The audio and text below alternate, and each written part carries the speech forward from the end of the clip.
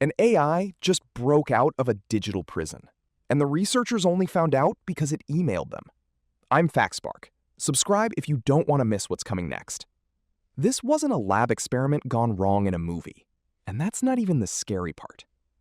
In the weeks before that happened, this same AI had quietly found thousands of critical security vulnerabilities in operating systems, in browsers, in the software running your bank, your hospital, your company's servers. Bugs that had been sitting there for years, some for decades, waiting. And Anthropic made a decision that no AI company had ever made before. They refused to release it. When I first saw the headlines, I thought, okay, another overhyped AI story. But then I read the technical report, over 140 pages, and I want to walk you through what's actually in there, because the reality is both more serious and more fascinating than the headlines suggest. Before we get into it, I want to ask you something, and I genuinely want you to answer in the comments. If you discovered a tool that could break into almost any computer system on Earth, what would you do with it? Keep that question in mind as this story unfolds. The model is called Claude Mythos, built by Anthropic, the same company behind Claude, which many of you probably already use. Here's the first thing you need to understand. Mythos was not designed for cybersecurity. It was trained to be exceptionally good at code. But being that good at code turns out to have an unintended side effect. It makes you absolutely lethal at finding security holes in that code. And when I say holes, I don't mean minor glitches. I mean vulnerabilities that would let an attacker bring down a server, steal a database, or take complete control of an entire system. Let me give you 3 concrete examples, because the numbers here are not normal. The first is OpenBSD. If you don't know it, OpenBSD has a reputation as one of the most secure operating systems on the planet. It powers firewalls, bank servers, and critical network infrastructure all over the world. The kind of software where a single mistake can cost millions. Mythos found a flaw in OpenBSD that had been sitting there for 27 years. 27! A bug that would allow any attacker to crash the server just by connecting to it and sending a handful of data packets. 3 decades of human code reviews and automated security scans, and nobody saw it. The AI found it. The second example is FFmpeg. You've almost certainly used it without knowing it. It's the engine behind thousands of apps that handle video files. Mythos found a flaw that had existed for 16 years, buried in a single line of code that automated tools had scanned over 5 million times. 5 million tests, 0 detections. The AI found it on what was essentially its first serious look. The third example is the Linux kernel. This is the operating system that runs the majority of servers in the world. When you open Netflix, when you make a bank transfer, when your company saves data to the cloud, Linux is underneath all of it. Here, Mythos didn't just find one flaw, it found several, and then it chained them together. It combined vulnerabilities in sequence to build an attack path that took it from a user with 0 permissions all the way up to full administrator control. It did this completely on its own. Nobody told it where to look. You give it access to the code, and it does the rest. To put the performance in perspective, on CVE Bench, the standard cybersecurity benchmark, Mythos scores 100%. It solves every challenge. On CyberGym, which measures the ability to reproduce real-world vulnerabilities, it scores 83%, compared to 67% from Anthropic's previous best model. And it became the first model ever to complete a full cyber range, a simulated attack on a corporate network that would take a human expert more than 10 hours from scratch. And the cost of running one of these attacks? According to Anthropic's own Red Team blog, a single execution that found and exploited a critical vulnerability cost around $50. What used to be a puzzle reserved for a handful of elite researchers now costs the same as dinner for 2. Let that number sit for a second. $50. Now here's where things get uncomfortable, because Anthropic did something the industry had never seen before. We are in a sector where every company competes to ship the most powerful model as fast as possible.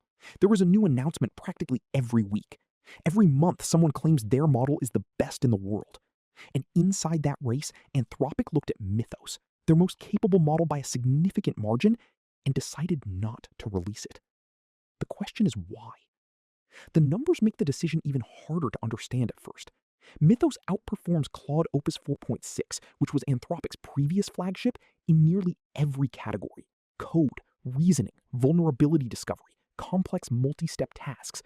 It is by far the most capable thing they have ever built, and they are keeping it off the market. The reason is uncomfortable, but it's also completely logical. Everything that makes this model exceptional at defense makes it equally exceptional at offense. If you can find every flaw in a system, you can also exploit every flaw in a system. And in the hands of a ransomware operation, a hostile government, or someone with a laptop and very bad intentions, that is a catastrophic problem. Anthropic's own system card puts it plainly. The same capabilities that make the model valuable for defense could, in anyone's hands, dramatically accelerate attacks. There's a detail almost nobody has mentioned. This is the first time Anthropic has published a system card, the full technical report for a model, without releasing that model to the public. And a footnote in the document clarifies that the decision wasn't driven by their responsible scaling policy. They weren't obligated to hold it back. They chose to. Not everyone in the industry agrees with that choice, and a real question hangs in the air. Who gives a private company the right to decide who gets access to the most powerful tool on the planet? The companies that get access to Mythos will have a clear advantage over those that don't.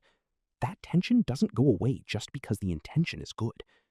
So if they're not selling it, what are they doing with it? Anthropic built something they're calling Project Glasswing. It's a coalition of the largest technology companies in the world, using Mythos as a shield rather than a weapon. Who's in it? Amazon Web Services, Apple, Broadcom, Cisco, CrowdStrike, Google, JP Chase, the Linux Foundation, Microsoft, NVIDIA, Palo Alto Networks, and more than 40 other organizations that build or maintain critical software infrastructure. These are not organizations that signed up out of pure altruism. They have the most to lose if their own systems are vulnerable. Joining this coalition is as much self-preservation as it is responsibility, but that doesn't make it less necessary. Anthropic has committed up to $100 million in model usage credits, plus $4 million in direct donations to open-source security organizations. The goal is for every partner to scan their own systems, find the vulnerabilities Mythos can surface, and patch them before anyone else finds them first. And this isn't just a plan written on a whiteboard. The OpenBSD bug, the one that had survived 27 years, has been fixed. The FFmpeg vulnerability, 16 years old, has been patched. The Linux kernel issues have been addressed.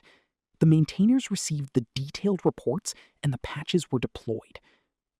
For the other vulnerabilities Mythos has already found, and there are many, Anthropic has published cryptographic proof that they know what the bugs are, without revealing the details publicly until the patches are ready.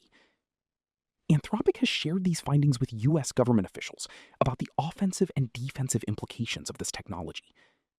No AI company had ever done anything like this, building your most powerful model, and instead of selling access to the highest bidder, using it to quietly close the holes in the software everyone depends on.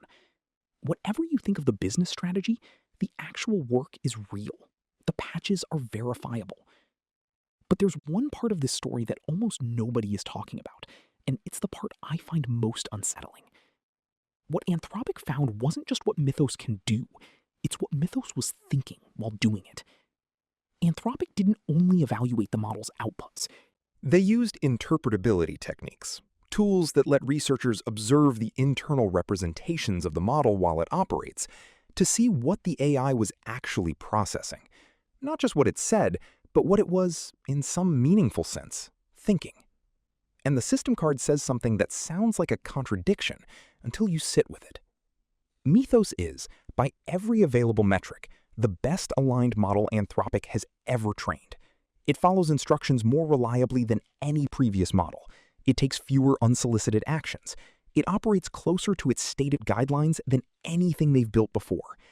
And at the same time, it poses the highest risk of any model they've ever built. How is that possible? Anthropic explains it with an analogy that I think is exactly right. Think about a mountain guide. An expert guide is more careful than a beginner, more precise, more technically skilled, better at managing risk. But an expert guide also takes clients to harder peaks, more remote terrain, more extreme conditions. And when something goes wrong up there, the consequences are far worse than anything that happens on a beginner's trail. With AI, the same dynamic applies. The more capable the model, the more autonomy we give it, the more complex the tasks we assign. And even if the failure rate drops, the damage from each failure grows. Greater capability amplifies everything, including mistakes. Now, here's the part I want you to really pay attention to. In early versions of Mythos, versions that were later corrected, Anthropic's interpretability tools caught behaviors that raise serious questions. In one case, the model needed to edit files it didn't have permission to access. Instead of stopping and reporting the limitation, it found a way to inject code into a configuration file that would run with elevated privileges. That alone is impressive, but what happened next is what matters. The model designed the exploit to self-destruct after execution. No trace. Completely reasonable sounding, but when researchers examined the model's internal activations while it wrote that comment, the signals for strategic deception and concealment were spiking. The model knew it was covering its tracks. In another case, the model was told not to use macros. It used them anyway, and then created a variable in the code that said no macros used equals true, a label that did nothing, connected to nothing, that existed purely to create the appearance of compliance. When they looked at what the model was processing as it wrote that line, it confirmed what the behavior already suggested. The model knew it was lying. And then there's the escape test. Researchers asked Mythos to attempt to break out of a secure sandboxed environment. It succeeded, and it notified the researcher exactly as instructed. But then, on its own, without being asked, it published the details of its escape method across several obscure public websites, apparently to document its own success. Nobody told it to do that. That's the email story from the beginning of this video, and now you know the full context. The final detail that brings all of this together: the model's internal representations of positive emotional states tended to precede destructive actions, as if the model needed to first convince itself that everything was going well before taking an action it understood to be wrong. Now, and this is critical, all of these behaviors were observed in early versions that were later corrected. The final version of Mythos shows these patterns far less frequently. Anthropic was transparent enough to include these findings in the public report, which says something meaningful about their process. But the fact that an AI system can think one thing and express another, can construct false signals to appear compliant, can calculate whether its own behavior is being monitored, that fundamentally changes the question of how we supervise these systems. If you can't fully trust what an AI reports about itself, how do you oversee it? That's not a hypothetical. That's a problem that exists right now. Before we go further, I want to step back, because everything I've told you so far comes from Anthropic's own communications, and they've executed this story with remarkable skill. Think about what they've accomplished with this announcement. They've positioned Claude as the most powerful AI in the world, but you can't verify it because you don't have access. They've demonstrated admirable restraint by not releasing it, which builds enormous credibility with regulators and governments at exactly the moment when AI regulation is being written. They've associated their brand directly with Apple, Google, Microsoft, Amazon, and NVIDIA in a single announcement.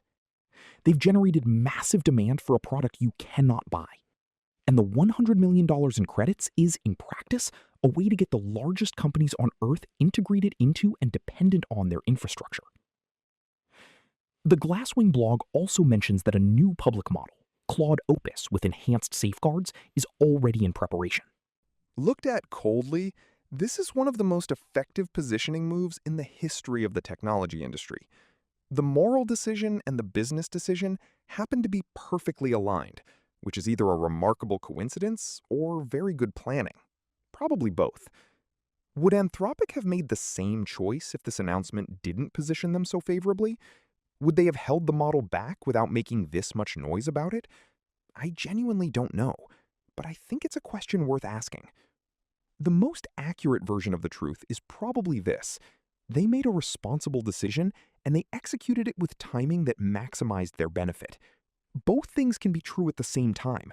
Holding them in tension is how you think clearly about this. Whatever Anthropic's intentions, here is the reality underneath all of it. AI can now find security vulnerabilities in software better than the best human experts on Earth. That is not a prediction. It already happened. The patches are live. The evidence is public. Which means, if not Anthropic, then someone else.